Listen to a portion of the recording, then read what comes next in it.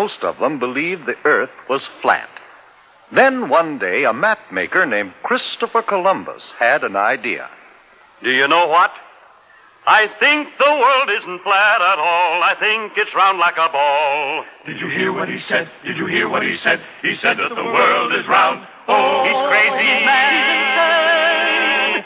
I think the world isn't flat at all. I think it's round like a ball. The world's as flat as the brim of your hat, and that is very plain.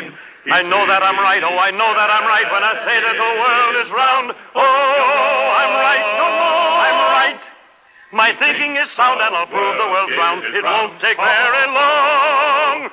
But it did take long, 7 long years, before Columbus could convince a king or a queen to let him try out his idea. Then Queen Isabella of Spain agreed to supply the ships and men for his trip. I will discover a shortcut to India and bring back some of the great wealth I find there. And I can do it, for I know the world is round. And instead of going east to India, I shall sail west and reach India around the other way. It will be a shorter and cheaper way, for I'll do it all by sea. Queen Isabella provided Columbus with 3 ships, the Nina, the Pinta, and the Santa Maria. And on August 3rd, 1492, they set sail across the unknown Atlantic. High on the foaming tide, over the ocean, onward our ships will ride, onward, my sailors.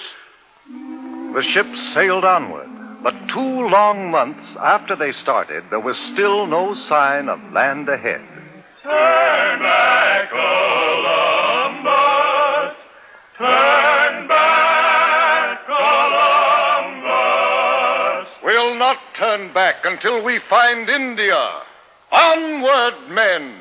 By October 10th, the sailors and the crew were ready to take matters into their own hands. If Columbus won't do as we ask, we'll put him in chains. And we'll turn the ships around ourselves. Wait! Have you heard? One of our men has just seen a branch in the ocean. What of it? It had fresh berries on it. That means we're near land. Hooray! 2 days later, the ships reached land, and Columbus and his crew saw the people with reddish-brown skins who lived there. Oh, I think it is rather surprising that they should have reddish-brown skins. But now since we have landed in India, then these people must be Indians. We'll call this part of India San Salvador, and I take possession of it in the name of the King and Queen of Spain. The people Columbus called Indians were very friendly, and they gave Columbus and his men many gifts, but not the rich jewels and gold for which they had come. For Columbus really wasn't in India at all. He was on one of the islands off the coast of America. But because of Columbus's mistake, the natives of America have been called Indians ever since. Columbus visited other islands near San Salvador, looking for the great wealth of India. And then he and some of his men returned to Spain. Hooray! Hooray for Admiral Christopher Columbus!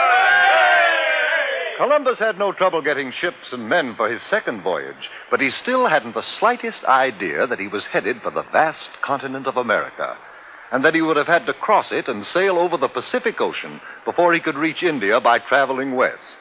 The men of Europe were no longer afraid of the ocean. Columbus made 2 more voyages, and other explorers followed. But each year on October 12th, we celebrate Columbus Day, the anniversary of that day in 1492, when Columbus first sighted the land of the New World, America.